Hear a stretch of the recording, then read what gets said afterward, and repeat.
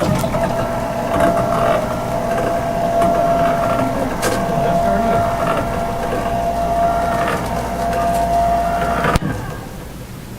just did go live, by the way. Okay.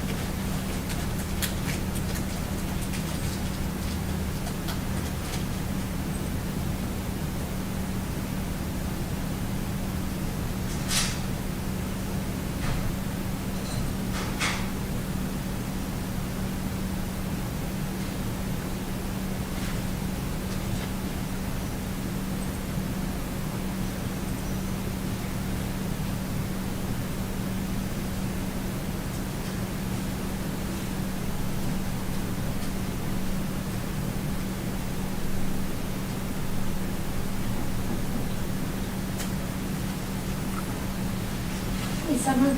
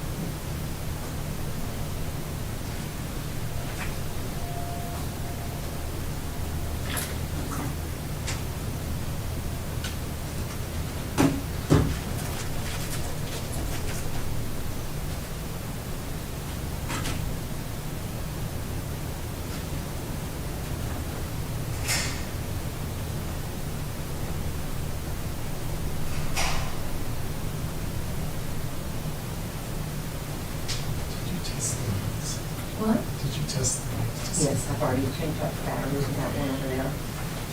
So they're all ready to go.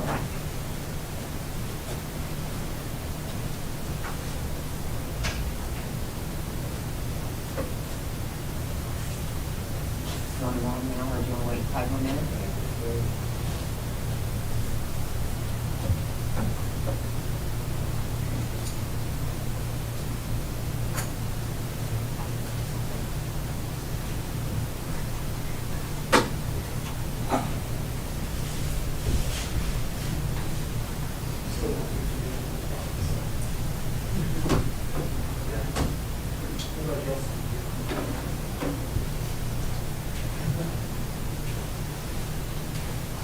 Hello there, fellas.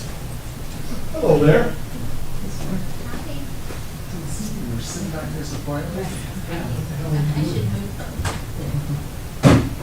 hell are you doing?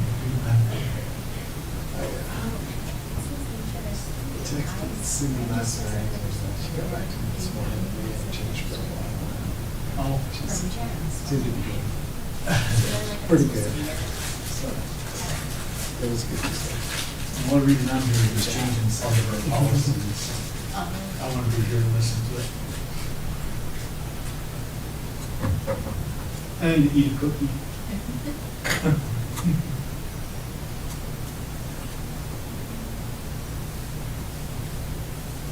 Dave's not here, so I ate his. He's gonna be here though. Is he? Yeah, he won't eat his anyway. No, he'll come in mid-meeting, so he won't have time probably till after. Hi, Joe. How are you doing? Good. I need to order a laptop, I guess. Probably need to look at that. Sooner than later. Yeah. I have a couple of meetings and probably want to have a laptop that works. When did you have it out? August 7th and 8th, I have my first meeting.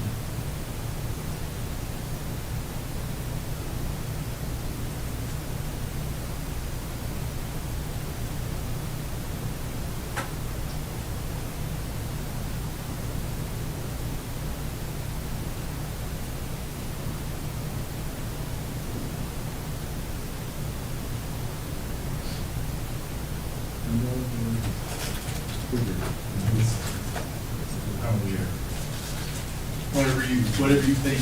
I'm not a snob. Do you want a little bit bigger screen or do you want this? Doesn't matter to me. That's fine. Whatever's cheaper. I'll see what I can.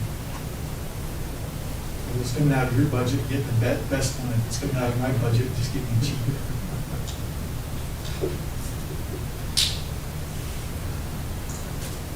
news.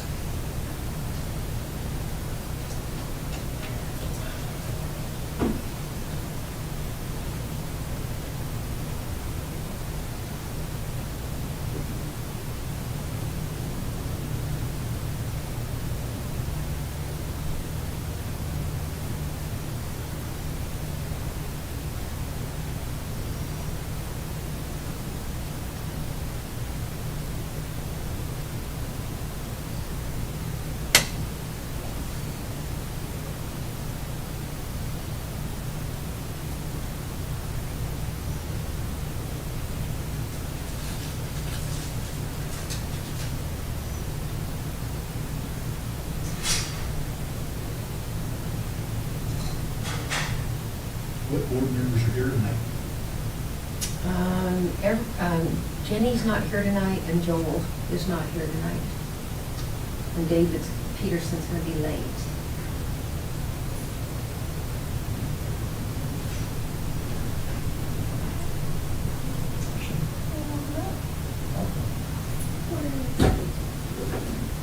She's on the other side of you, Jerry. Right there.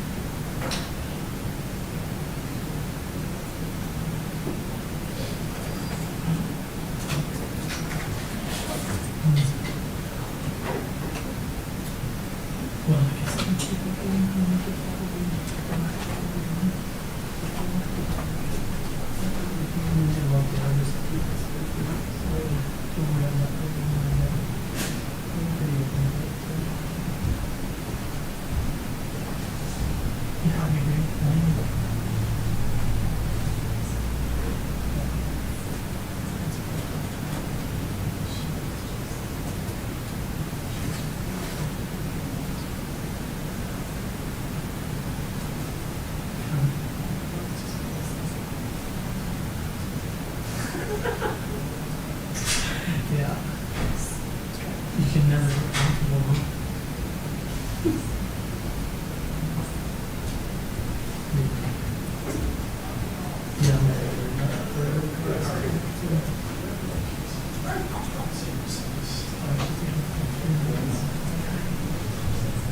We'll have to sit down and talk about Title I. All right. Oh, good.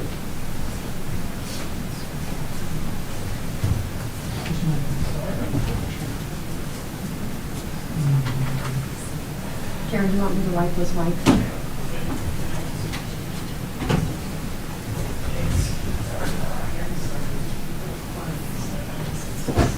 Not very well run. Do simple things and tell boys, "All right, go compete with each other." Everybody goes crazy for that stuff. You just have so much fun. We were having such a blast doing the dumbest things. Just competition stuff, just having fun.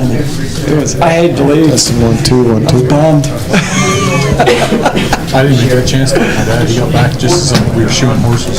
He got back. I got done shoeing horses. He says, "Well, let's go ride." I said, "I can't.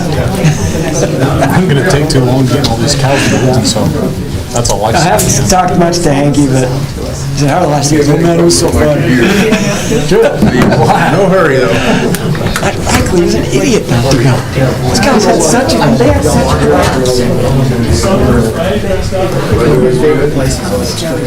Been there before.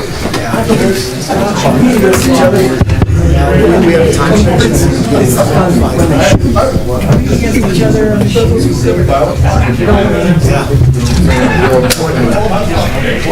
Boys love that stuff. They do. Adults, we were all doing the same stuff. All of you. We were all already.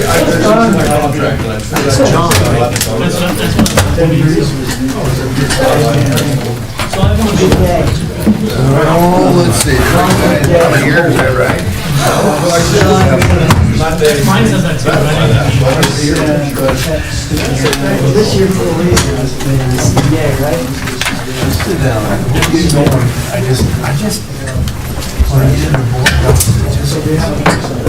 I know what you mean. Technology that I never did get. But I did the same. Yeah, you are.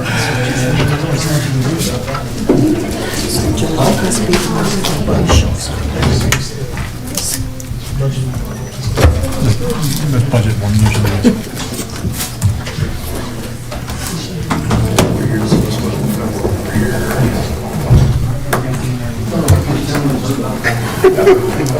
one that works. Same as go to meetings.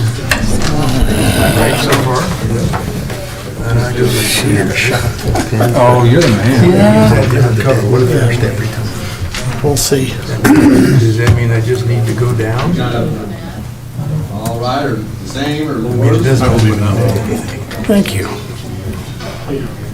No, I think it won't be good. We don't have a whole lot to go through tonight, so.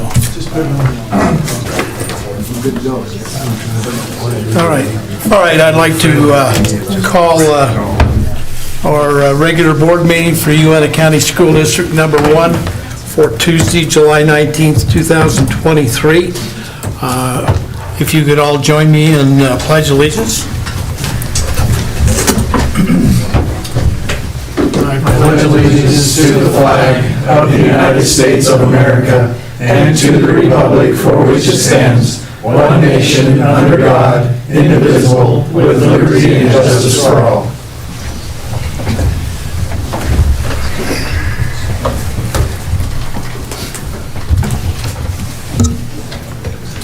Okay.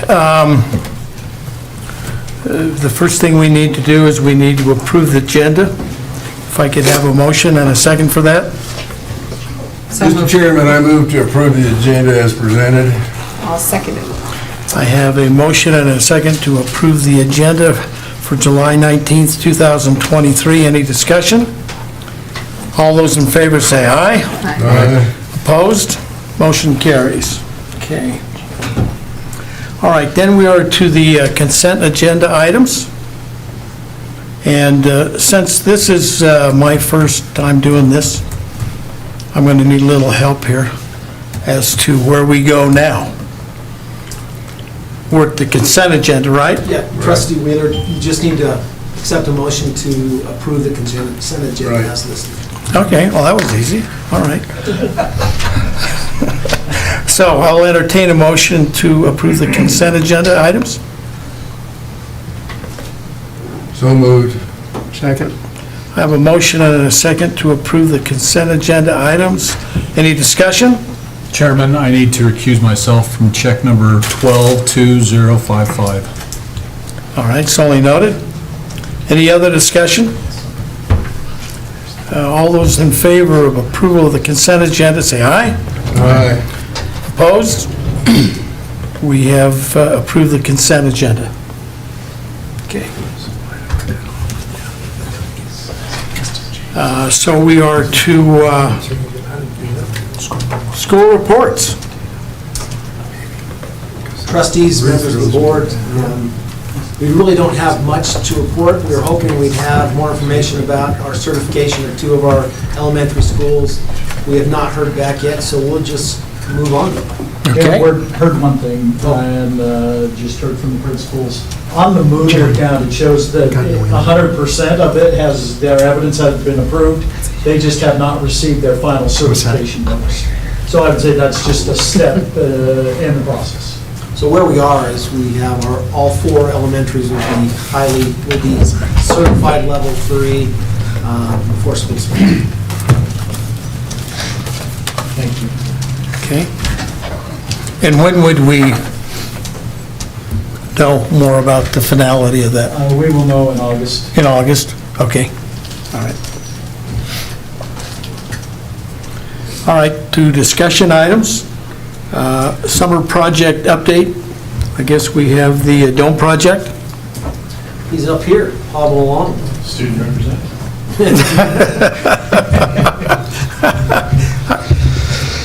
How are you doing? I'm up. I'm here. So we're doing good. Had a little knee surgery last week, and so I'm standing, which is a good thing. So board members, chairman board, I guess. For tonight, yeah. For the night. Just kind of a quick update. We'll start with Aspen Elementary. Working on the modulars out there, putting on a new deck and awning. That's at about 95%. Then moving over to Clark Elementary, doing the same thing over there, a new deck and awning on that. They just started that this last week, so they're about 30% on that project. Next thing that'll be happening at Clark, and they're supposed to be starting next week, we'll be doing the drive, which leads to the back door, kind of where the custodians go, in the kitchen, right off of 13th Street. So that's cement, and doing some work there. Then moving over to North Elementary, just started the bus lane back there. If you'd been back there, the asphalt had deteriorated and was deteriorating, so we're putting new cement in there, but before we did that, reinforcing that. So they've got all the cement tore out, dug down about 14 inches, and they'll be starting to lay that back this next week. So probably in the next 2 weeks, we'll have that completed. Moving over to UNM Meadows Elementary, our big projects there. We've got had a drainage issue coming off the backside of the roof last winter. It would then fall between the foundation and the asphalt, run its way down into the lowest section, which is a gym door back there in the back, and then kind of work its way right into the gym itself. And so we're going to actually create a cement apron coming off that backside, and they're supposed to start on that work next Monday. It's Stacy Maxfield and his crew will be starting there Monday, and then after they're done, they're moving over to Clark Elementary with that. What school is that again? UNM Meadows Elementary. Stacy Maxwell. Stacy, good guy. Had him do some cement work last I was year. in the valley, him and I were pretty close. Good guy. He's a good worker. Yeah, he's a good worker. Does great work. I'll So. have to come over and see him. Yeah. Davis Middle School, all the carpet, 95% of the carpet has been ripped up over there. They just started laying the new carpet today, and if all goes well, should be done in the next 3 weeks with that. Had a little bit of a roof leak in the back, and did some repair on that. That roof needs to be redone. We're waiting on some options on that. we're looking at $2 million for that. And as you guys know, our major maintenance, the whole thing is $2 million. And so approached the state about some things, and so looking at that. But did a minor roof repair and doing some work there. Did a little bit on the pool. That's been ready. In fact, the rec center group will be moving from the high school to Davis next week and finish out their summer at the Davis pool while we continue to do some work at the high school. Moving over to Horizon. Horizon, we've got a little bit of a roof repair there.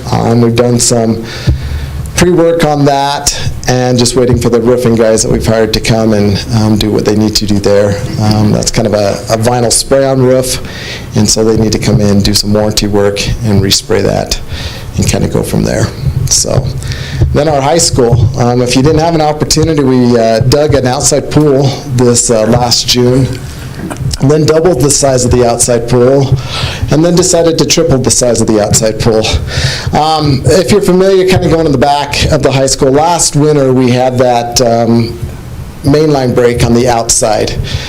Discovered it in two places on our 4-inch line that went from the backside of the high school into our watershed, which sits right there at the top of the sidewalk as you're going along the top of the track and football field.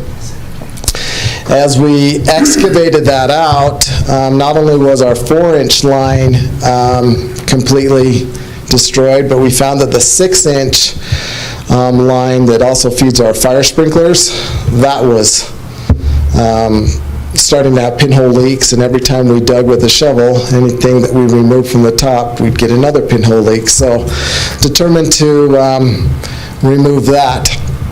At the same time, we were trying to investigate where the sewer line was that were on the plans back in the 1980s that should have gone to the press box. We dug and we dug. Pretty soon we were 12 feet down. Pretty soon we were 13 feet down. And we were getting to the point that we could have kept digging. And we did eventually find it after day 20. It was completely full of sand and rock. We couldn't get anything through, but we were able to, through all of our digging and excavation, basically put in a new sewer line that comes out of the building into our upcoming restroom in the next few years. So where does that run? You know where the scoreboard is on the south end. Does that line run along there? It was supposed to. But it's not out in the new field. It is. We couldn't get a snake to go either way. Really? So we're not sure. We put a little water down there, but I didn't want to flood anything out. So I determined at that point, let's not even try to utilize this existing one. Right at the corner of the building where that grease trap is, in the back for the kitchen, there was a clean out that we discovered, again, hidden. And from there was able to actually come off of that with a new sewer line, bring a new line into that grease trap. Also discovered that the exit line on that grease trap had been broken, probably, I don't know for how long.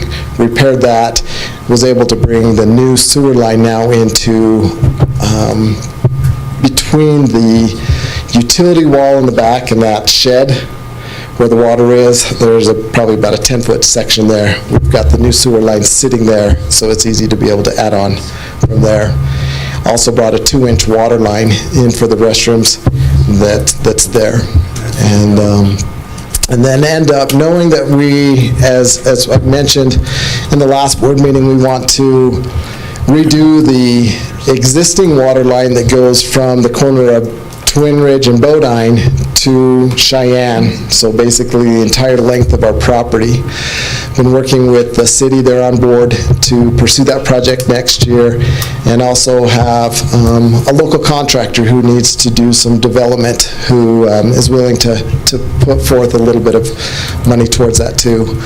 Knowing that we were going to do that, I went ahead and put a brand new 12-inch line in that space where we had conduits and gas lines and everything you can imagine, with 2 shut-off valves on each side, so that as we do that, we don't have to re-excavate all of the stuff that we just laid in. As we put that in, it's now bedded in sand like it should have been done the first time, has tracer wire, tape.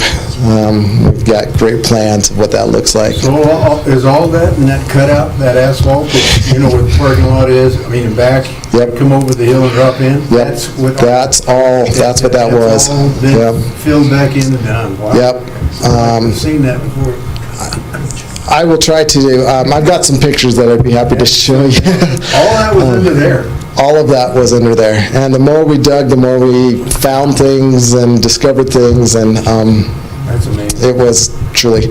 While we had that exposed, visited with Dominion Energy, naturally, Dominion's responsibility is from Twin Ridge to our gas meter, which sits kind of right there. And then our responsibility is from the gas meter into the building. Well, that's an old 3-inch steel pipe that was starting to corrode. So they provided us the materials. We'll have to purchase those, but we've run a brand new 3-inch line in there, and we've got to do some work. The way they did that back in the 80s was they actually put the gas line through the foundation of the building, which is illegal now, because if you ever have an earthquake or anything like that, it could create, basically sever your line. And so now you have to 90 it up on the outside of the building, then puncture through. And so we're to that point.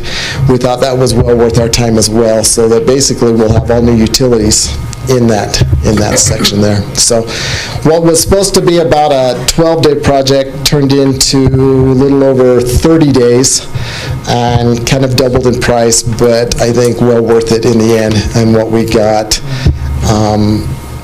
Knowing now that we're not going to be digging this up in the middle of the winter for that. So that's kind of been the big project in kind of the high school area, and has required a lot of time.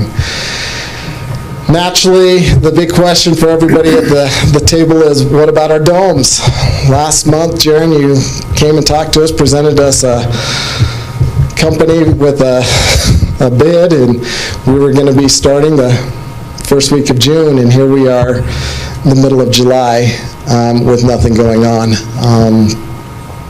A week and a half ago, sat down with Superintendent Thomas, Mr. Rigby, Mr. Williams, I believe, was there. I'm starting to forget, a couple board members. Long story short, the contract that we'd given to Ready, they had still not given back to us with a signature. As we continue to investigate some things, we just didn't feel it was in the district's best interest in what they were charging for us. We tried to eliminate some items.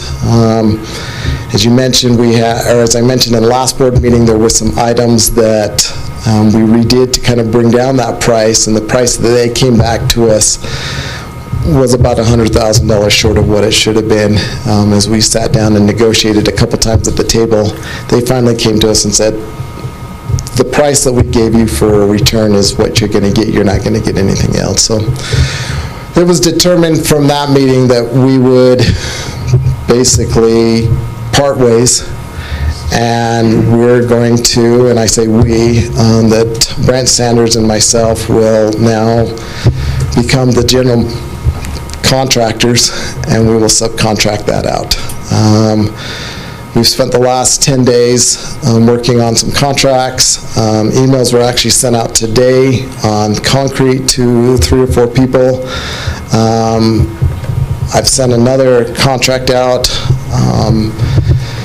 for some dirt work to 2 other people, and so we're beginning to get that back. Our hopes and anticipation is within the next 10 to 14 days we will have people starting to work on that project.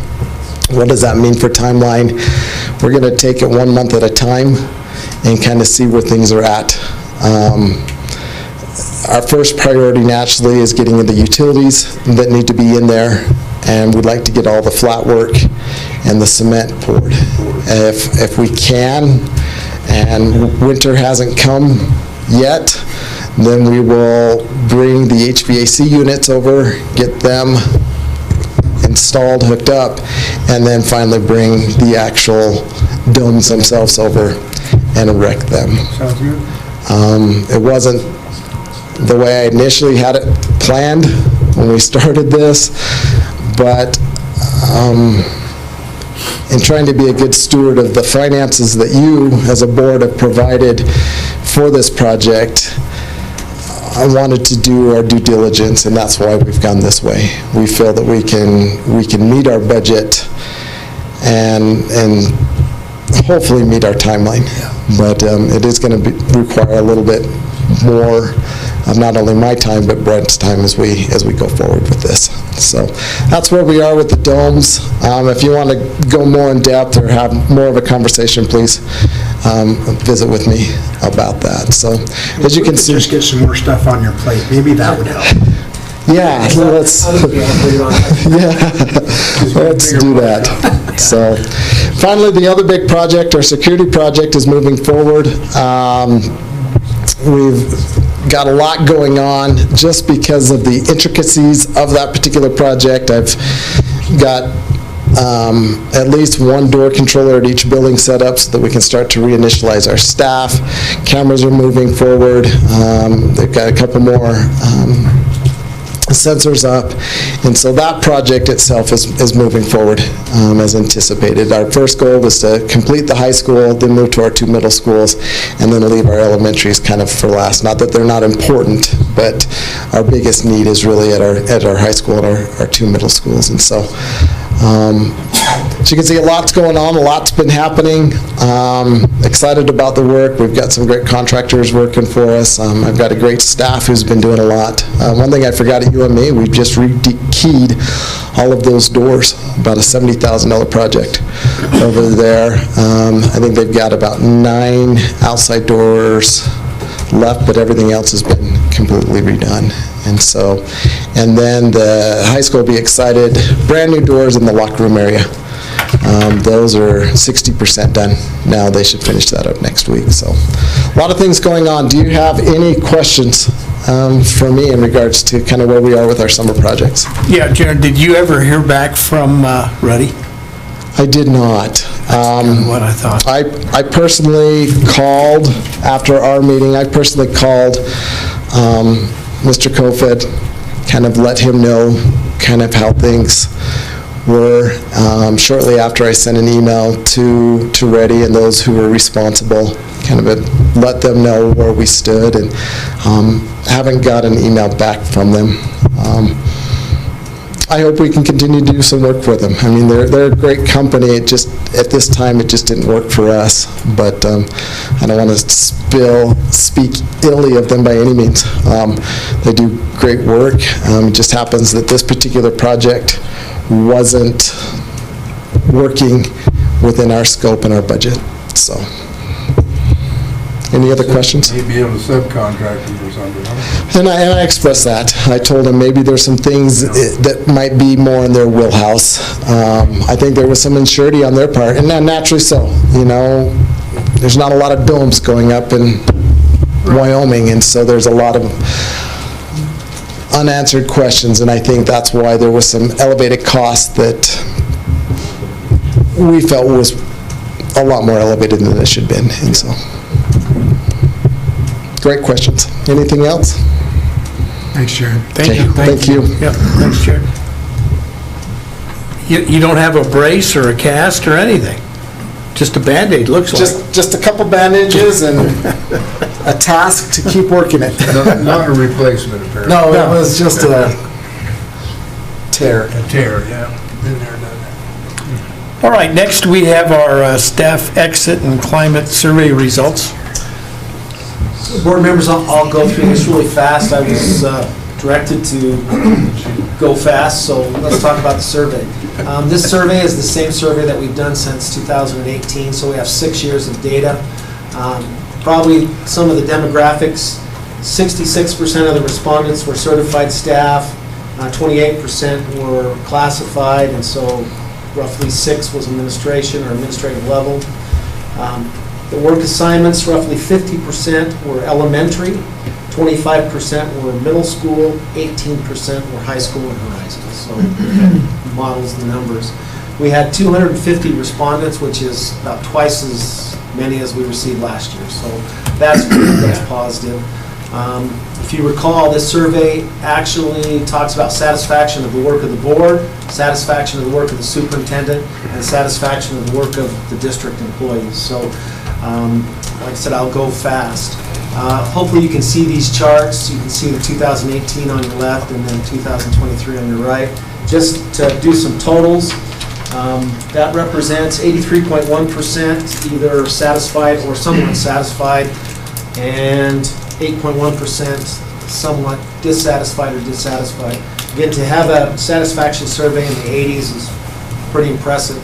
I can tell you that it's down probably 1% from the previous year. You really can't see that on the graph.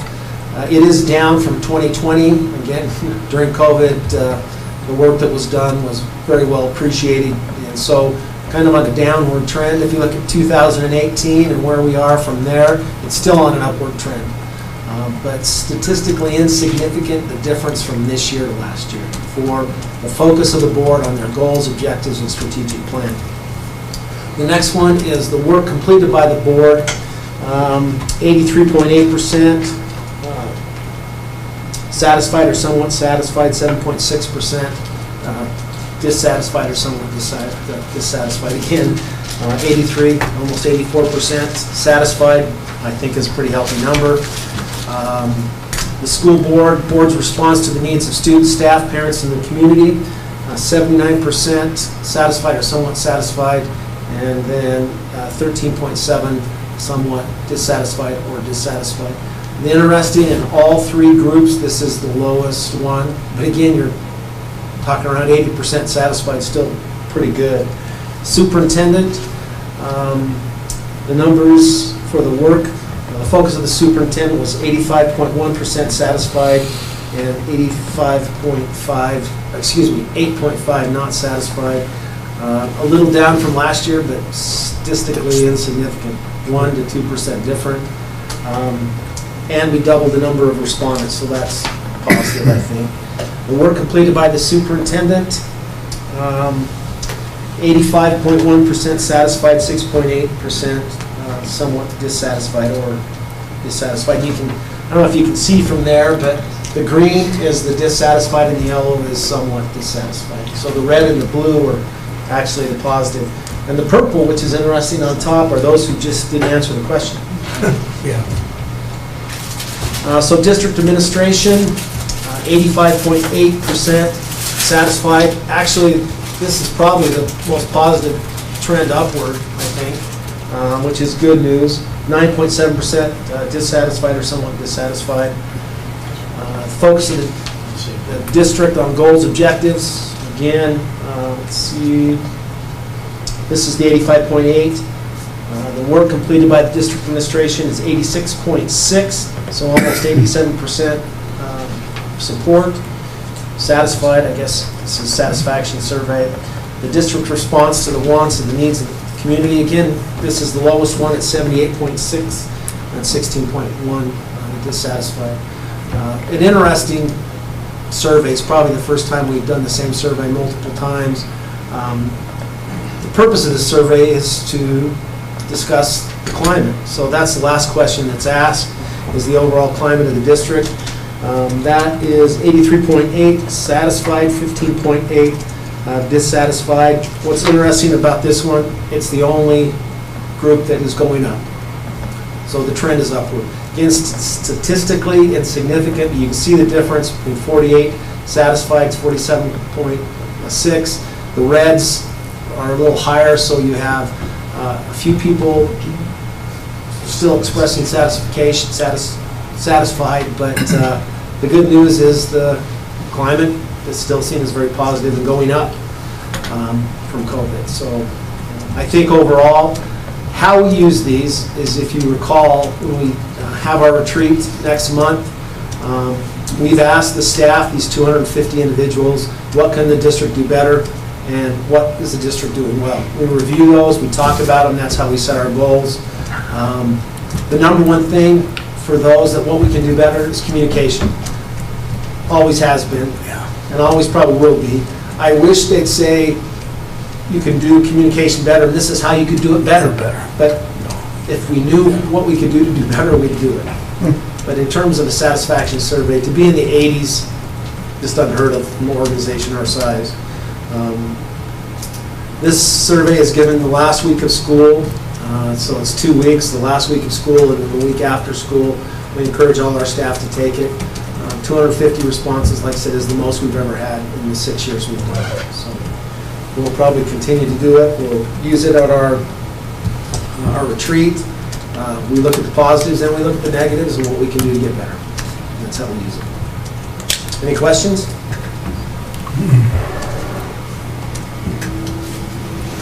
I felt like a lot of the comments were about behavior. I don't know, board and administration, if we could kind of brainstorm how we can help the teachers with the behavioral problems in the classroom, because I think you're just seeing more and more of it. I know professionally I'm seeing more and more of it, and you know, I'm not sure what the right answer is, but I think that's a lot of, I'm very minimal of the dissatisfaction, but that, when I read through the comments, that's what I felt like a lot of them focused on. And I think that's, in terms of our response, the board's response, if you recall, it is one of our goals to work on behavior. We've added staff members, probably the only area in our district we've added staff members. We hired 6 last year to support discipline in our schools, and we're continuing to hire more this year. We are looking at a secondary behavior classroom expert, whatever you want to call it, and so we are making moves. My guess it'll continue to be one of our goals is, and I think we need to look at the other side of this too, is when we talk about behavior, we need to make sure we are very clear about our expectations of behavior in schools, and we follow those expectations. And I think we have high expectations for our kids. We just need to make sure they remain high. And so that will continue to be a goal, I'm sure, area of emphasis. All right, moving on. The board administration retreat is August 1st, 2023. Ryan, you have any comments on that? More just to remind you, again, we meet, we have dinner, and we review our goals, we go through these comments, discuss priorities, and that's how we establish the board and district goals moving forward.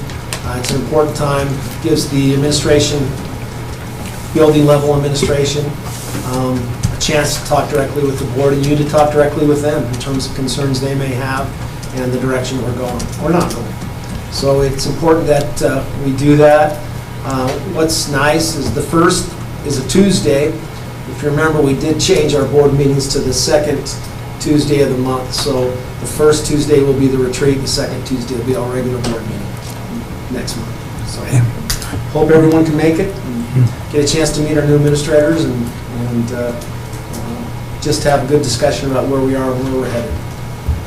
And the RSVP is Monday the 24th, correct? Yes. Okay. All right, next is the update to the student parent activities guidebook. Board members, just give me a second here. We've talked about this, and I don't know the best way to go over it, but this activity guidebook is something that we've had forever. We had some concerns last year. We just looked at it. The concerns dealt with policies and procedures being consistently followed and not one policy kind of overshadowed by another procedure. So we went through it, we aligned all of our policies, all the procedures to make sure they make sense. This is the area that was, I think, had some of the most concerns, and it's our code of conduct for activities. Again, this is for activities. I'm not going to read through it. It's not necessarily approved by the board, but I wanted you guys to see the changes we've made. What we try to do is clarify what's expected of our student athletes and students who participate in activities. And the code of conduct is pretty straightforward. and the infractions that are involved in the code of conduct. Typically, the infractions deal with alcohol and drugs. It clarifies, I believe, in season.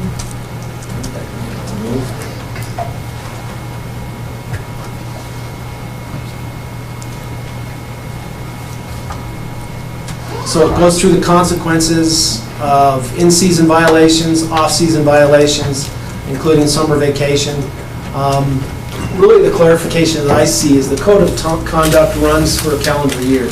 So if you are a football player, it starts 2 weeks before school starts and runs a calendar year, if all you do is football. If you are a volleyball player, same. If you're a basketball player, starts when basketball starts. If you're a wrestler, the same, and it runs a calendar year. The reason for that is the expectation that they do represent the school, and I guess the privilege of being in those activities. Hopefully that will clarify some of the concerns. What happens for, let's say, a football player who violates the code of conduct the day after football season's over? Well, they're still an infraction, and it may impact them for the next season or for the next sport they participate in. I would encourage you to read through these. It does clarify it. I think it makes it much clearer. It aligns this handbook with policy. And you see that one of the policies that was misaligned is up for first reading. The difference between procedures and handbooks, the board does not approve those. It approves the policies that are quoted in those handbooks. So we need to make sure they're clear and like I said, one doesn't impact the other. There was some conflict. Doug, can you think of anything else that we need to add about that? No, I think, again, it was, the handbook gets updated more regularly than board policies. Some of those board policies were last updated in 1978. Certainly, society has changed and expectations have changed around activities, right? Right, so vapes, for example, may not have been part of our activities guidelines, called out specifically in early guidebooks, but was added. But so sometimes things get added based on necessity and what we're seeing currently in our schools, but they don't necessarily align with policy, because the policy may be outdated as well. So just getting those two things to work together and be more aligned. And Ryan's done a fantastic job of going through that line item and making sure that everything's aligned. So one of the biggest confusion deals with this policy, JFGA, and when the board approves this after second reading next month, we'll come back and modify this. The big confusion is just the name of the policy. It was policy JFGA, was mandatory drug testing, student drug testing policy, Winter County School District number 1. It never really made it clear that this is for activities. And so the changes that have been made are really straightforward, using current language, adding that this is for student activities. The reason why this is important is because we started these two policies. We have a regular drug and alcohol abuse policy. That's where you hear the term no tolerance. And then we have this activity mandatory drug testing policies, and they were in conflict. Now we've tried to align them. If you recall how this was put together years ago, I think 2007, large committee of parents, coaches put this policy together. We were one of the first districts that did mandatory drug testing for students and activities. I think it is a fantastic policy for our students and for our parents. And so we'll get to this policy in a minute. But there was always some confusion. This policy, JFGA, actually stated that a student could not be expelled for a violation of the drug policy. Well, it was referencing its own policy, not our other policy, so it was in conflict. So we've straightened that out. But I'll get to that when we get to the first reading of JFGA. So I really didn't take away from the activities handbook. I just put them in a different order and align them to current policy. And then we'll update the policy to match this. Clear as mud? pretty much. Questions? I have a few recommended changes. Okay. We've got a couple of inconsistencies, I think, that still remain, but Okay. we can fix that by second reading. Should be. Oh, on JFGA? Yeah, it won't Okay. change the intent. Did It's you go just- through the draft when I did? Yeah. Good, thank you. There are just a few tweaks that we need to make to clear it up a little, even more. Okay, we'll get to that when we get to that one. Okay. That's all I had on there. Okay. And moving on, any public comments? Not at this time, okay. So we'll go to the action items. Personnel. Board members, just recommend that you approve the following contracts. And Mr. Payne is with us tonight, but, and Sheila's here too. So Sheila will be our new director of food service, and Brad will be the new principal of Horizon. So we appreciate them. And then the others are certified contracts that fulfill all of our certified positions, We recommend that you approve all these as written. Mr. Vice Chairman, right? Is that your- Clerk, I'm the clerk. Oh, you're the clerk. We're really down there. Yeah, thank you. Yeah, I didn't know, I'm sorry. I thought I would ask. I move that we accept the personnel recommendations recommended by Superintendent Thomas. Second. We have a motion and a second to approve the personnel that has been presented. Any discussion? If not, then all those in favor of approving the personnel matters, say aye. Aye. Opposed? Motion carries. Okay. Then we move on to the second reading policy, administration of the stock opiate antagonist. Members of the board, this is just the second reading of this policy. We did submit some information about where they can find Narcan for free, and so hopefully, once this is approved, we'll move forward. The training will be pretty straightforward. Again, it's, I think, a good policy that needs to be done. Recommend that you approve this a second reading. So this is the second reading tonight? Yep. Okay. I move that we approve the second reading of the administration of stock opiate antagonists. Second that motion. We have a motion and a second to approve the second reading of the stock opiate antagonist. Any discussion? If not, all those in favor say aye. Aye. Opposed? Motion carries. So then we are on to the first reading of the JFGA student activity mandatory drug testing. So these are the changes, and one of the worries is that we start getting into the weeds in a policy like this. Like I said, it's been a very good policy. It's provided some good information. I think the most important part of it for me is the reason why we do it. Union County School District #1 Board of Education to determine and help students by providing another option for them to say no. Drug abuse includes but is not limited to the use of illegal drugs, alcohol, and the misuse of illegal drugs and medication. The policy statement, Union County School District #1 is conducting a mandatory drug testing program for activity students. Its purpose is threefold. One, to provide for the health and safety of students in all activity programs. Two, to undermine the effects of peer pressure by providing a legitimate reason for students to refuse to use illegal drugs. And three, to provide information to parents or guardians regarding their students' drug, alcohol use in a non-punitive manner that encourages students who use drugs to participate in drug treatment programs. That's truly probably been the benefit of this program, is we've had opportunities to have discussions with parents that their students have tested non-negatives, the new word, to our panel. We do a 12-panel drug test, and I think that part has been very successful. Director O'Neill does the testing, has those conversations with parents. There is a consequence of a 20-day suspension from the activity. Again, the non-punitive part is if there was a reasonable suspicion that a student was under the influence of drugs and we caught them at school and tested them, The consequences of that are zero tolerance. They actually lose their ability to be at school for a year. The difference in this policy is this isn't a reasonable suspicion policy. This is a mandatory random drug testing policy. Doesn't mean they're under the influence. It potentially means that they're using an illegal substance sometimes in the past. So there's a different burden there and why they're treated differently.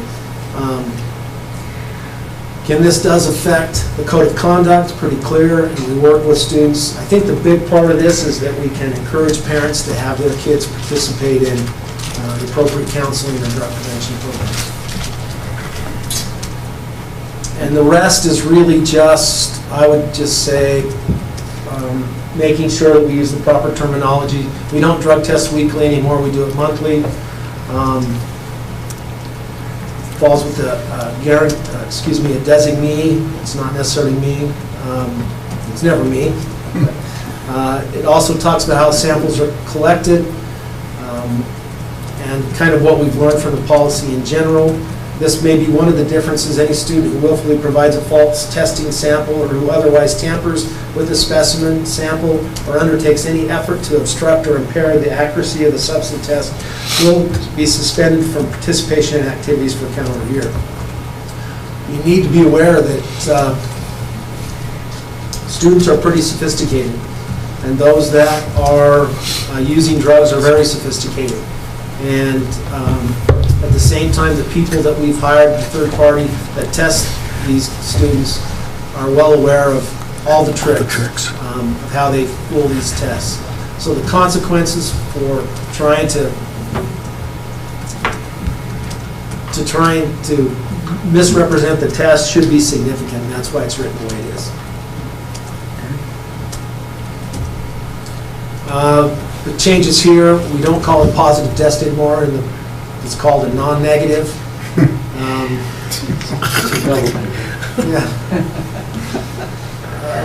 Really, like I said, it hasn't changed the intent of the policy. Here it does on the first non-negative test. I think this is the non-punitive part. For a non-negative result, the student will be placed on probation and not be allowed to participate in competitions, presentations, and activities of any county school district for a period of 20 school days. Parents will be encouraged to seek drug and alcohol counseling for their student. After the 20-day suspension, the student will be retested. If the test results are found to be negative, the student will become eligible for competitions, presentations, and activities. However, the student must submit to a mandatory drug screening or lab test monthly. The duration to be determined by the intervention program, a maximum of 12 months is the maximum. If this positive test is in the spring semester, the student will not be able to participate during the following fall semester until the suspension is fully served in the fall or when the activity resumes the next school year. This is kind of where we've gotten in the weeds in the past, is it did not clearly explain what happens. As I said, end of football season, you test positive. Well, do you wait till you get into football again, and that's a yes, unless you participate in another activity, and then the suspension carries over in that activity. We've tried to make that as clear as possible. I think it's worked well. This is probably the main change, is originally a second non-negative test resulted in loss for a calendar year. What we've done, according to our policy and procedure book that you just saw, is it's a 40-day suspension, so that wording is added in here. The third non-negative test is suspension from the participating activities for the remainder of his enrollment with the school. If they're caught 3 times, it means they have a significant drug and alcohol problem. And we've gotten there before, so.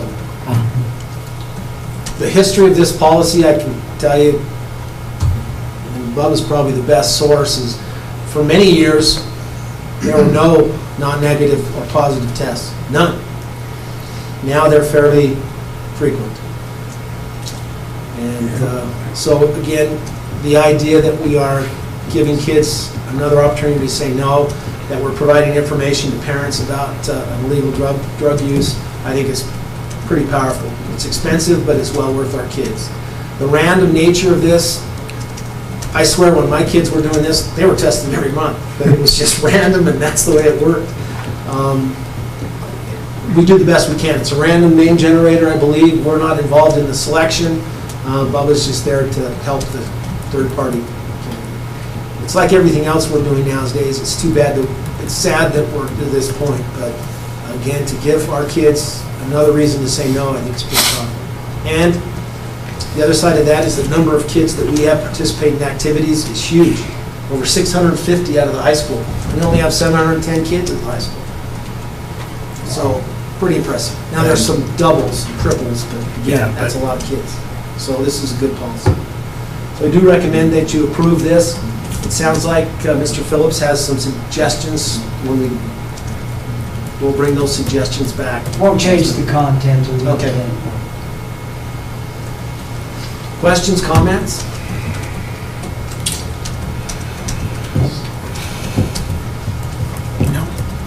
Mr. Chair, Yes, sir. I move that we approve first reading policy JFGA, student activity mandatory drug testing. I'll second. So we have a motion and a second to approve the first reading policy of JFGA. Any discussion?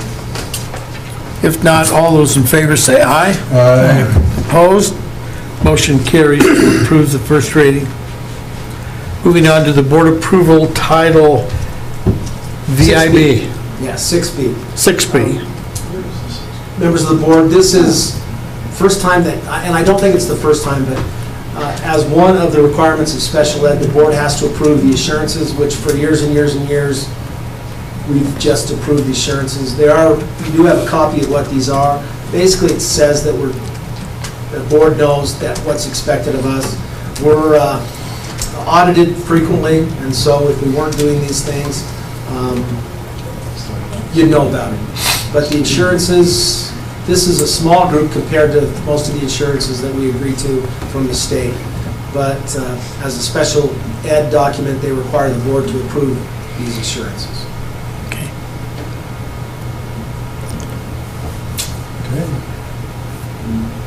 And Mr. Williams is out of town, or I'm pretty sure he wouldn't have read them all to you, but explain. So if you have any questions, please give us a call and we can answer them. Okay. We are doing everything that says we're supposed to do. We are. Okay. So we need a motion on that, right? Yes. Okay. So I would entertain a motion for the board approval of Title 6B Assurances.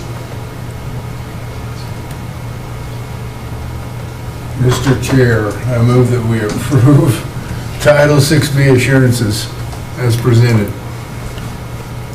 I'll second it. Do we have a second? Thank you. Any discussion? All those in favor of approving the Title 6B assurances, say aye. Aye. Opposed? Thank you. We're to excess of equipment, special ed and North Elementary furniture. Trustees, I recommend that you approve the excess of equipment. This is one of the things we do with really anything that has an asset tag. We have some pictures of the equipment. It's not worth any money, but they'll just be excess, so they'll have some more room. Okay. And how do, where are the pictures at? Are they? They're in your board Okay. docs. All right, there, all right. They're mostly tables, bookcases, some chairs. The table that I saw only had 3 legs. And the bookcases looked a little rough, so. Sounds like Jared, 3 days.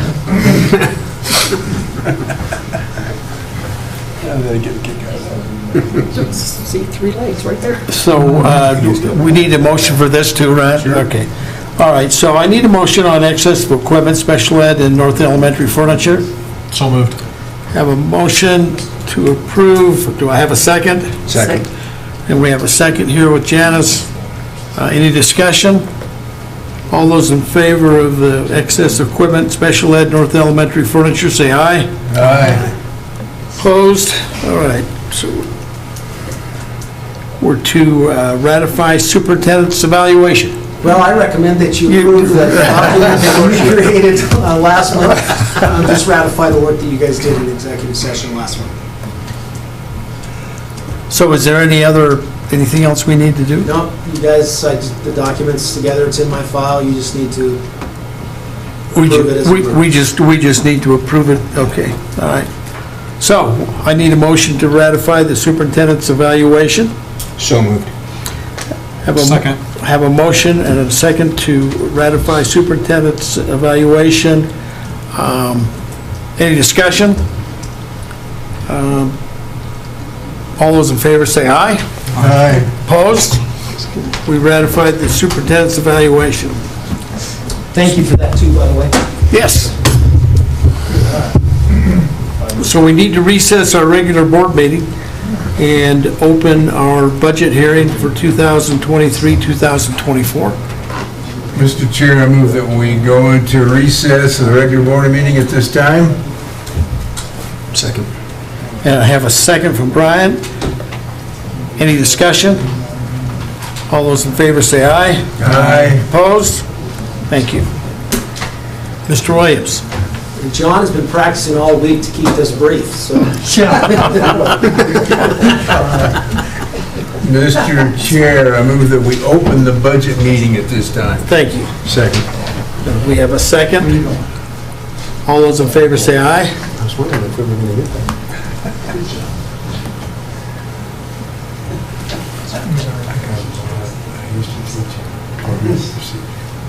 Yeah, Okay, go ahead. I didn't hear an aye, but.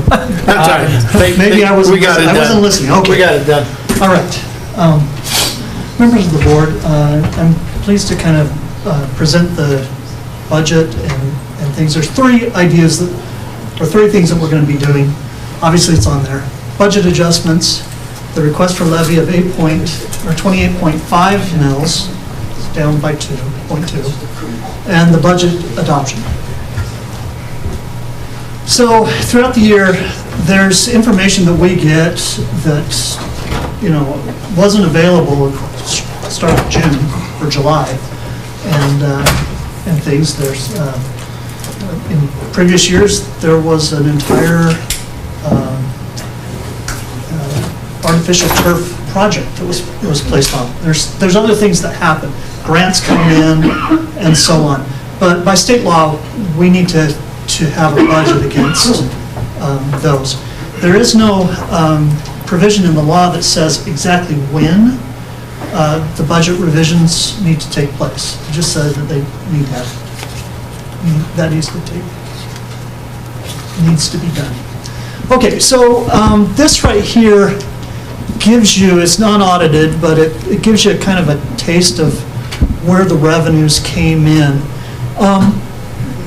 We budgeted this amount. Now, there's $2 million that property taxes this year, because of Senate File 60, I think, a couple of years ago. If you remember, there was the 13 years, and they're going to count things.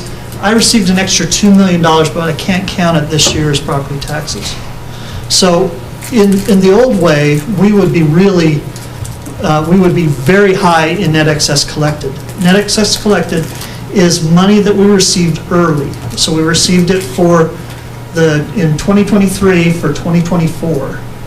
So sometimes we'll get money ahead of schedule, and you'll see that. All right, so here is the general fund expenditures, and I went through and highlighted what I thought are the big items. Special education. You see we went from 6.3 million to 6.6 million. That it was due to high-cost kids that Matt was unaware of, didn't have it in his budget, and mostly those are CBAR B kids. Okay. All right. The central administration one, you think, well, what is that? I mean, the administration.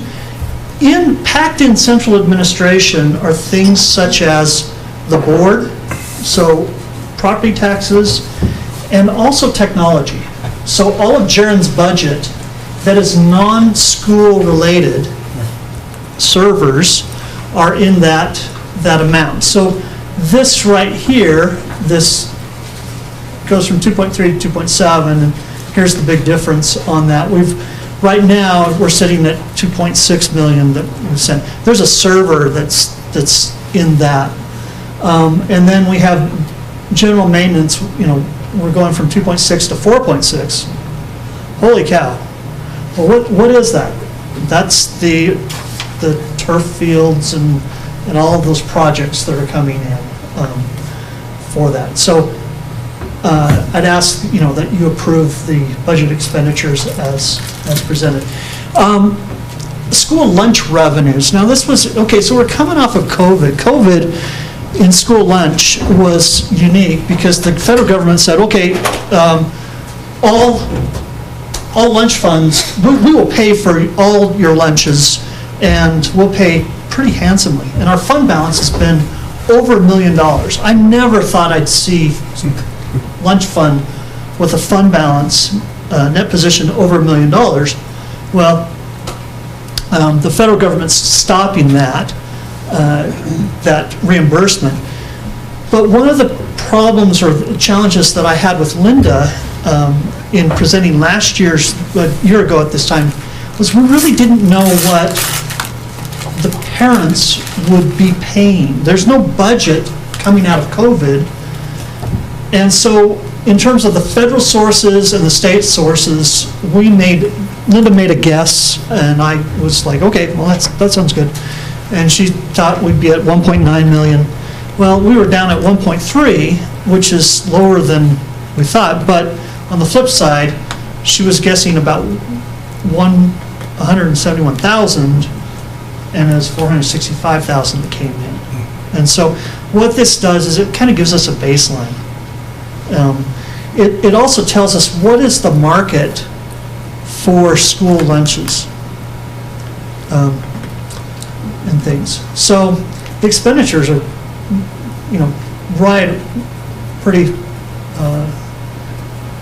pretty similar. I increased it just in case we had some wild expenditure that comes in, but we're fine on the original budget.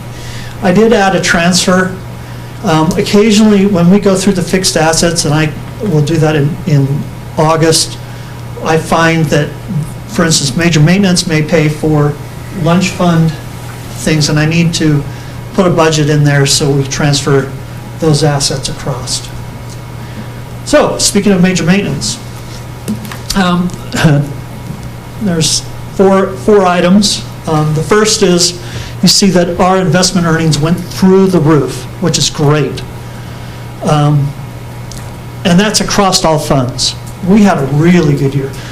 To put things into perspective, in the general fund, I made about 32,000, I say I made, no, we made about 32,000 a year before. We made about 300,000 this year, about a factor of 10. And what that is that's the good part of high interest.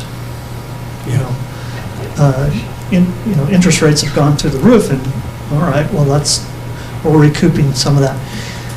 This right here, usually major maintenance is pretty steady. But what this is this is the Verkada gross up.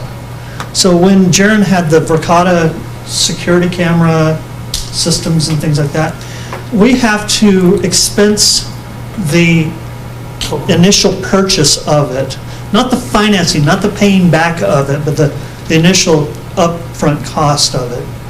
And then we also got our proceeds from the finance purchases and things. So so these two right here kind of offset each other, and then this is that 20,000 that I'm kind of putting the placeholder for the in case there's something that needs to go back to food service. Special revenue, again, it's been a wild, I'd say a wild west of special revenues.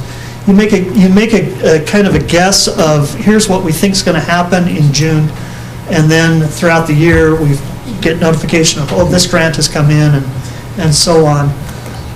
So we go from 8 million to 9.8 million, and that's the amount that has come in. Regular instruction, special instruction, there's been a lot of things. These are the ESSER, the Y-Built, there's the ARP, all these funds. This one right here, you might say, well, wait a minute, time out again, why is central administration at $3 million? In central administration is your, the personnel department.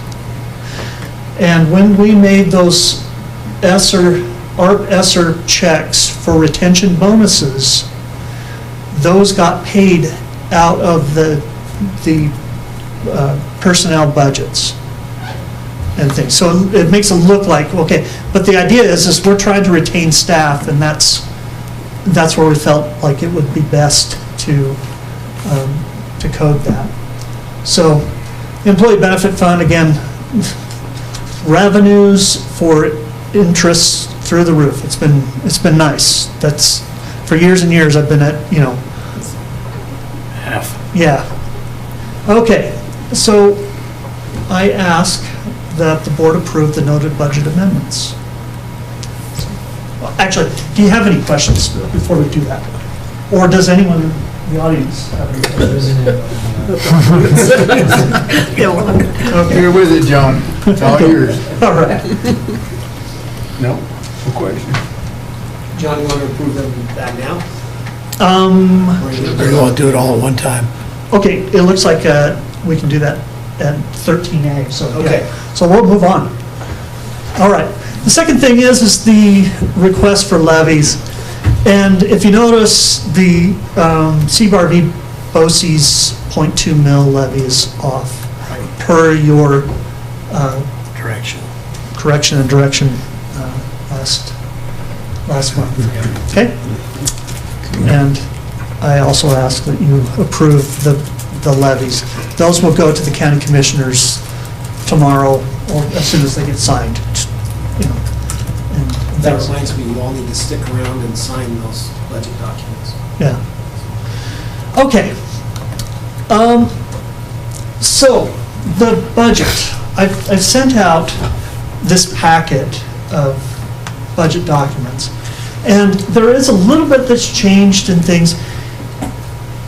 Usually at this time of year, I have kind of got the budget more dialed in than this year. In that WDE will send a final 100, and the final 100 has not shown. And you've got business managers that are having Zoom conferences saying, WDE and LSO, where is it? We're usually getting it by July 1st. And so what I've done and what other districts are doing, we're not doing anything different, is that we're using what's called the budgeting 100, which is the model that came out right after the legislative session. It's the best information that I've got. It's just I would like to make sure that, all right, things are where the state has guaranteed. Now, I also follow the maxim of I understate my revenues and overstate my expenditures as far as I can, within reason. And so I think that there is a little bit of a buffer on that. All right, so at the end of the legislative session, they gave an ECA, and that's great. We appreciate the legislature doing that in the sense that they gave 4.254% for non-professional labor, and as you can see, those numbers. All told, the LSO, Legislative Services Office, said that this should be about 70 million. The question that I have in my mind is that, well, thanks, we appreciate those increases, but is it sufficient? I mean, I'm hearing, that interest rates are going up much higher than the 4.25%. Now, energy's at 38.996, but you have to realize, I've only got $1 million roughly for my utility budget. So great, you've increased it 38%, whereas the labor side is really the big driver and things. And the issue that we have, and I'll talk about, okay, what can you do as a board member? The issue is really, there are numbers in the 100 that have not changed since 2008, 2010. And that's really the issue. And that's the, you had a executive session on the lawsuit. That really, if you could say, well, what is the one issue? It's changing that number so that it reflects real costs, okay? And so the bottom line basically says it's using the 100 model. Now, it's a budgeting model, it's not the final one. We're estimating 43.5 million in revenue. So here's my little breakdown. I have a guarantee amount that's coming from the 100. Our special education at 6.9. I think that's going to be higher. That's where I say, we are underestimating our revenues, we overestimate. I think that amount will be a little bit higher. And so you get what's called the guarantee. That's the amount that the state sends. My off-model revenues are things like interest. It's when I bill out South Summit for sending their kids to Uinta to be Uinta 1 to be taught, rather than having some bus come from Camas up Echo Canyon and then all the way to Bear Lodge and then take it back to Camas. We bill them the full amount. It's like $18,000 and things. So this is our total guarantee, what we're kind of budgeting. I call it the modified guarantee. And then I've got this 2.1 million that I think is net excess collected. We received the money early. We received it in like May, June of last year, so we don't need to count that as revenues. And so basically, if you were to look at the budget, you might say, well, wait a minute, your revenues don't equal your expenditures. Yeah, that's the difference. Okay, so just a quick summary on meet and confer. Basically, we have added approximately 1.47 million to that, and we also had an increase in insurance paid by both the district and the employees. So once you put in a lot of the payroll stuff, there's not a lot of wiggle room per se, but we were able to do some. And here's a quick itemization was we did increase budgets in each school. Now it's adjusted, so your ADM, if you've got an increase in ADM, you also get an increase in that, and then we increased it $10 per FTE. We also moved back nurses and custodians from the grants into the general fund because the ESSER 2 is ending. Okay, and so you have this one-time or short-term money that has to go back. We restored the budgets for curriculum. So previously these things were being paid out of the grants for various, mostly I think it's software and curriculum, things that are not quite like Title II things. And then the custodial department got $6,450 for increased their costs, and we increased utilities. So mostly that's for electricity, I think, this year. All right, so see pages in the budget. All right, so pages 21 through 24 show the government and proprietary budgets of who gets the benefit. Okay, so what I mean by that is, all right, you've got how much is for regular instruction, how much is for special instruction, how much is for, staff services, student services. Student services are things like activities. And then the next set of presentations are object. And really that's salaries, benefits, services, supplies, materials, and things. All right, and then beginning on page 28, you've got prior year. So it's like, okay, so yeah, that's great, but how does it compare with other years and things? I don't know what I'm going to say. More options and remind me later. Okay. All right, where does fund balance sit? Okay. So this is coming from what I'm going to be presenting to our auditors. And right now, you would say, okay, we're sitting at about $8 million in total fund balances. That's kind of the residual savings. Now, just be aware that I've got this $505,000 that is for the lifts, the lifts for the buses that are sitting there. I've got about $175,000 that hasn't been paid for the track and artificial turf project. I think these are the bleachers. Yes. Okay? Yeah. And then I've got this oddball, there's a bunch of little stuff in there, 65,000. What is missing there is the athletic domes project. And I'm working with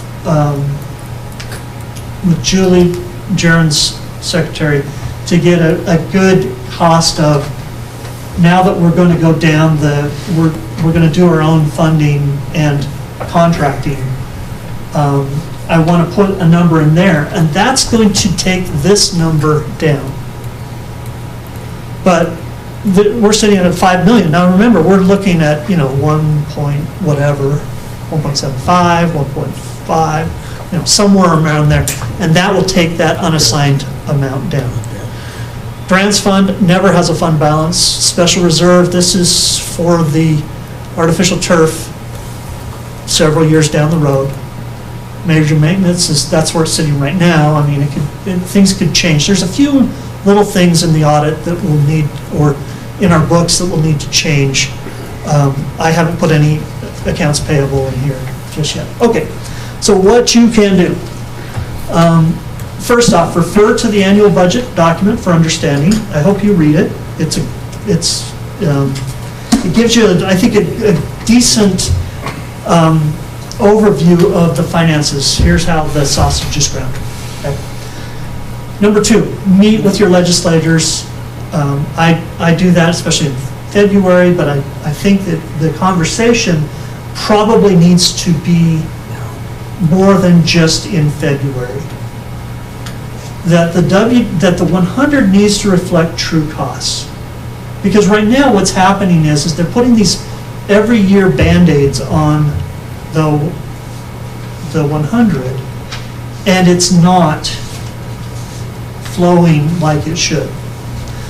You can approve the 2023-24 appropriation, in other words, the budget, and then amend the budget at a future time. Okay, so what I have not given you for the 2023-24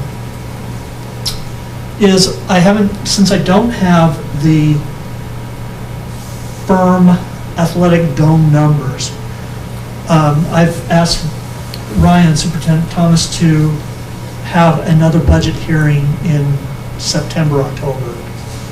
And we'll just gross those up. Okay, we know what the bus lifts are. That's easy. And then the athletic domes, we'll put that in there. But right now, rather than giving you, here's my best guess, let's get better numbers. Okay. All right. I need to tell you thank you. You represent the community. You are mediators between the needs of the district staff, and the community. And it's a heavy load, and we appreciate what you do and the time that you spend. And we thank you for this, approving this budget.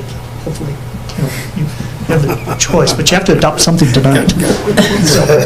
So, do you have any questions? So, John, the 100 is the big item that's killing us year in, year out. Is that correct? It's the funding model. We're just not getting the funding from that model, right? Yeah. In the court, when the court came out back in '97, they said, hey, this legislature, however you do it, you need to have something that rides with inflation. As things inflate, it increases. As things decrease, that it's cost-based. And what the legislature has done is they've kind of put the finger on the scale on certain things and then said, oh, okay, we give you 4% or 3% increase. Okay, but what happens when it's, you look over time and it's not it's not trending as it should. So, any other questions? No. Any other questions? Trustees, if I can, John was really, really nice to the Wyoming Department of Ed. In the 35 years I've been in the district, I've never seen what's happening right now. Budgeting for schools is always a moving target anyway, but this is the first year since I've been around that they don't even have the 100 completed yet. And they know by statute that every district has to approve a budget third Wednesday in July, and they don't have the model done. So John's really good at estimating. He's done his best guess. But if we would have done that at the local district, not have our job done when it was required by state law, one of us would probably be fired, or multiple of us. But the Wyoming Department of Ed continues, we don't even know when we're going to get the final numbers. It's unbelievable. I do think it helps those districts that are suing the state, that how in the world are you supposed to have a cost-based model if you don't even have the cost? Only have the cost. So, interesting, and everyone's pretty upset. I can tell you, I'm extremely confident of John's estimates. I can't imagine Wyoming Department of Ed coming back and saying, no, you don't get as much as we originally told you. I think they'll hold us harmless or just move forward. Hopefully we'll get more than they said, but who knows? We'll just kind of hang on. Now, is that superintendent of schools, she a new one? What's Is that a female, isn't she? Yeah, Degenfelter. Yeah. This is her first year? Superintendent. Yeah. So anyway, it'll be interesting how that comes out. We'll keep you informed. That's why John's saying we will have to have a budget adjustment when we find out the real numbers. Well, that's okay. I mean, that's, No, we have to move forward, and we've put plans in place, and I think that they are within the forecasts that I've received prior to when they were having difficulty. So I'm confident. One other thing to add is you'll see that we have 2 public comment sections with no public comment, but this is a budget hearing, that's why we have to recess the normal, and in that hearing, we need to have public comment. We've always combined them, but I think the law is pretty clear, you have to have a public comment during your budget hearing, so maybe they'll rush in the next 2 or 3 minutes, but that's why we have a public comment section inside the budget hearing. is there a reason why it's delayed? Well, I think the short answer is that That's really short. I think that they've had difficulty getting the formulas to flow in the Excel document. So it's not following correctly. And Technology. they've lost some key players that knew how to use Excel and things. And so it's like, all right, so it's now bouncing back. There are 4 entities that need to approve it. There's WDE, LSO, and LSO represents the legislature. It then goes to the Attorney General's office. They approve it. There may be in a different order. And then it has to go to PICUS, who's the consultant. Which is 4 different groups that have to approve it. And it hasn't passed the first one, so, It's gonna be a while. it could be a while. Yes, it will. It's a big black eye. Yeah. Imagine if I came to you guys and said, oh, we're not ready for the first day of school. Glitch. Sorry. Yeah. We got a glitch, we'll let you know in a few weeks how that's going. And we're not right sure when we're gonna be ready. Yeah. So- Anyway, I should try to tell my mortgage company I'm not quite ready for. again, we're very fortunate in our district to have John. Yep. Yeah, you gave us a thank you, but we owe you a thank you too. Yeah. You're here. Yeah, so, okay. So, no public comments. That's good. So, we need to approve the 22-23 budget adjustments. We need to approve the request for county, from county to levy 28.5 mills, and we need to adopt the 23-24 budget. Trustee Wheeler, I recommend that you do those separate. Separate, I was gonna say. And I was going to say, I think we need to do those separately. So, Mr. Chair, I move that we approve the 2023 budget adjustments. Second. Have a motion and a second to approve the 2022-2023 budget adjustments. Any discussion? All those in favor say aye. Aye. Opposed? We approve those budget adjustments. I need a motion to approve the request from the county to levy 28.5 mils. Mr. Chairman, I move that we approve the request from the county to levy 28.5 mils. Second. We have a motion and a second to approve the county levy of 28.5 mils. Any discussion? All those in favor say aye. Aye. Opposed? Motion carries to levy the 28.5 mils. Last, we need to adopt our budget for 2023-2024. Mr. Chairman, I make a motion that we adopt the 2023-2024 budget. Second that motion. We have a motion and a second to approve the 2023-2024 budget. All those in favor say aye. Aye. Opposed? All those budget items have been passed. Mr. Chairman, I move that we adjourn the budget hearing. I second that motion. All those in favor say aye. Aye. Opposed? We are adjourned for the budget hearing. Now I need a motion to reconvene our regular board meeting. So moved. Second. A motion and a second to reconvene our regular board meeting. All those in favor say aye. Aye. Opposed? We're back to our regular board meeting. I guess we're at the board roundtable. We have Thank you, John, for being so fast. That was wonderful. I'd like to echo that, John. Thank you for job well done. Yep. Okay, we're done. Way to go, Slacker. Don't leave. Perfect timing. You can't be done. You're just in time to adjourn the meeting, Chairman. It's not 9 o'clock. You cannot be done. I'd like to move we adjourn the meeting. I second that motion. All those in favor say aye. Aye. Opposed? Meeting's adjourned. If you can allow me to oppose. Hurry, sit down. How long you been waiting out in the hall? About 10 minutes. So you all need to sign the budget. Yes. All of us do? Yeah.